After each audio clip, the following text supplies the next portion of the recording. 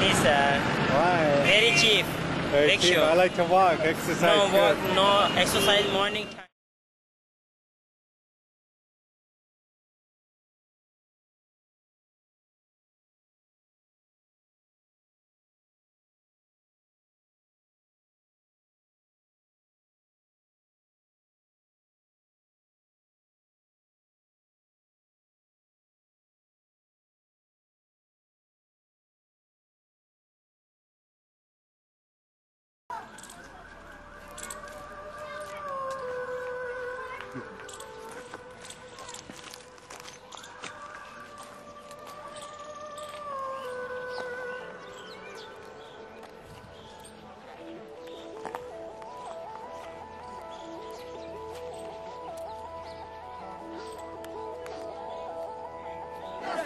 Fight against injustice! Injustice! Injustice! Fight against injustice! Injustice! Injustice! I think the World Social Forum is unique, but it's clearly an extraordinary sort of vibrant, lots of different perspectives and lots of different concerns being raised.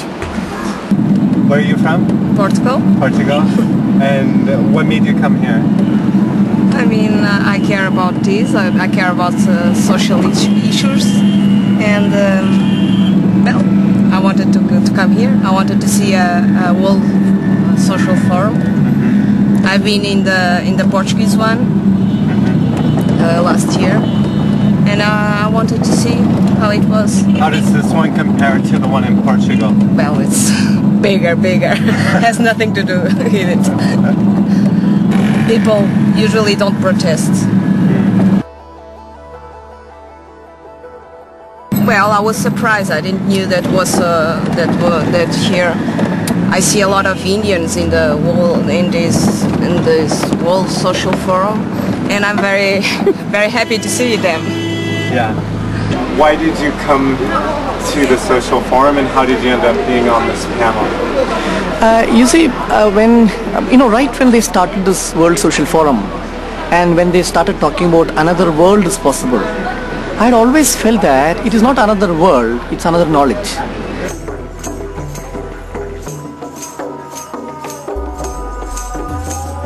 Are we talking about indigenous knowledge? Are we talking about popular knowledge? Are we talking about non-systematic knowledge? Are we talking about skills, crafts, tacit knowledge, knowledges in the body, and so on and so forth? Because sustaining of the earth is more important than development, and even poverty is a construct, social construct.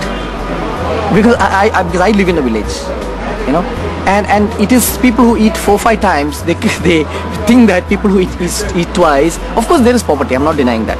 Modernity has created poverty. But the kind of poverty now that being talked about is more in terms of mental poverty. And the other day I was at a conference on poverty alleviation.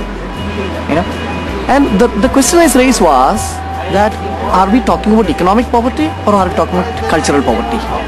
Because economic poverty is something that we can always always solve. For example, suppose there is no rain in 1 year, but the rain will come next year or the next year. But if cultural poverties happen, then you are poor forever.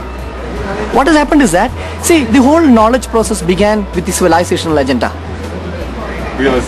Civilizational, the agenda to civilize people. You see, the most of the documentation began there, museums began then, and it was to do with how to control people, because you wanted to know how people lived, and imposing Christianity was another issue. See, it is all related to that how because you look at anthropology, sociology, history, everything was written to control people. And of course it was given the name of science, social science and all that. And of course you see that what has happened is a compartmentalization and a categorization. Now, what third world intellectuals in the so-called intellectuals in the third world, alternative intellectuals, what they have done is that they have accepted the intellectualization of knowledge, but what they are doing is what is convenient for them, that they accept. They are not moving into the realm of de-intellectualized knowledge, which is what people have. So I wanted to raise some of these issues because I think the paradigm shift is needed in the intellectual notions of the World Social Forum itself. But I have not found a space like that, you know.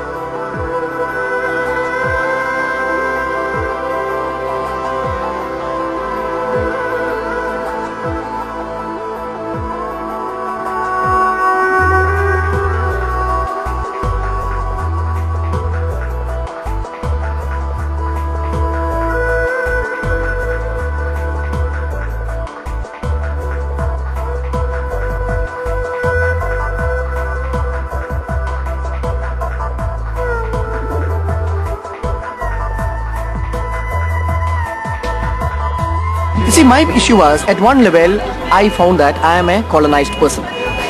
Through education, I have become colonized.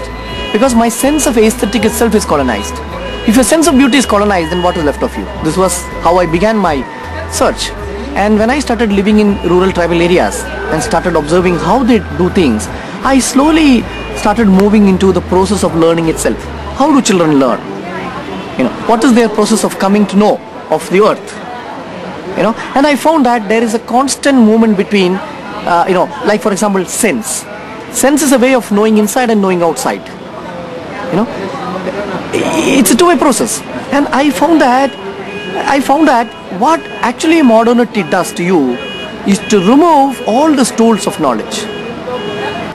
We come to know things through books. That books were written by somebody else. We don't realize that knowledge is something that we can create.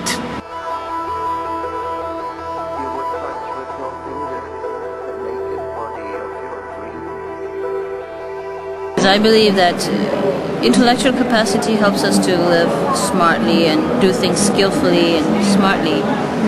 But spiritual capacity, developing spiritual capacity or spiritual knowledge will help us to be able to live our life more meaningfully and more wisely.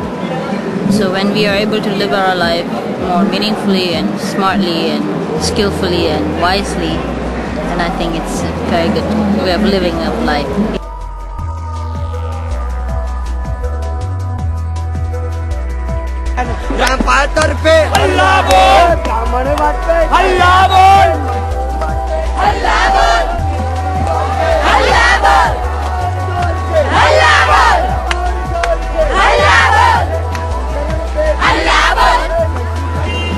So you all are working where, in which area? We are working, we're covering just a broad range of issues.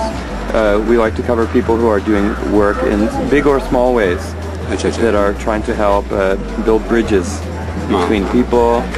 My particular interest is in the cultural exchange. How when we have respect for each other's cultures, then we can't kill them. Yes, exactly. Yeah, that's really our aim also, you know. Because now I think we are learning to respect the cultures and, you know, learn a lot from the tribals. We really have a tremendous amount to learn from them. For example? They're such a wonderful people. You know, the whole system, what I like very much is the whole system of reconciliation, for example. If they've had a fight, you know, they all come together under a tree. The whole village comes together and tries to solve that problem there in the village itself. The tribals normally don't go to the police. Now they are learning to go to the police, which is bad. I myself am a lawyer, and a lawyer would not naturally teach people how to go to the police or to the courts. But that's not what we do. You know, we try to have out-of-court settlements. We teach them the law. We teach them what their rights are, what the human rights are. We help them to demand their rights, but not to, you know, go to the courts or to the police to solve your problems, because there in a way you double them up. And then there is more of anger and hatred in the heart, which remains. And to learn from each other, culture of people, and to really imbibe what is precious in each other. We are working much in the field of education, health, human rights. There's movements going on all over the world, you know, and one importance of particularly the WSF, is that people speak for themselves. You know, it doesn't need the sort of advocacy of when travel restrictions or closures, such as happened in Palestine, restrict people's movements. People can travel here, people can talk for themselves, people can give their case and gain the sort of networking links that they need to make themselves stronger collectively. People from all over the world are here, and it is nice, though there are people fighting each other in different countries, and like our country in India, one group not wanting the other group, but it is nice as a contrast that here the whole world come together. There is no differentiality of no fighting, but everybody is working for that one single goal, how to bring about peace and unity and brotherhood. It's very nice. I really love it.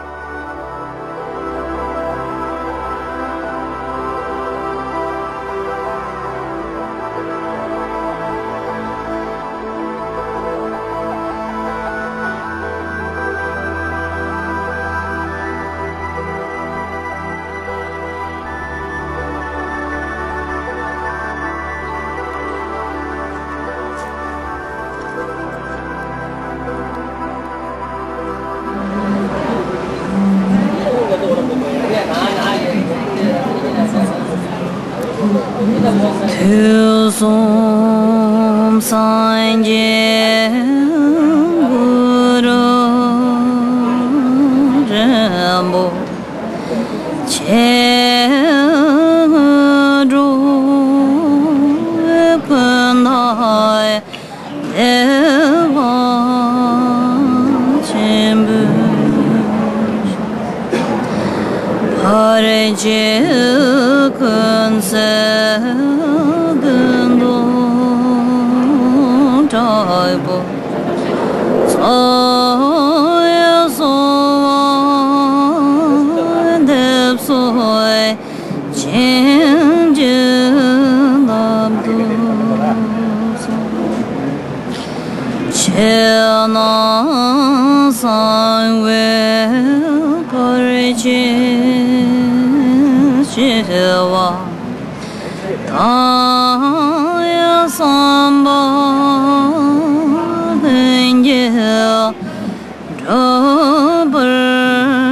Change.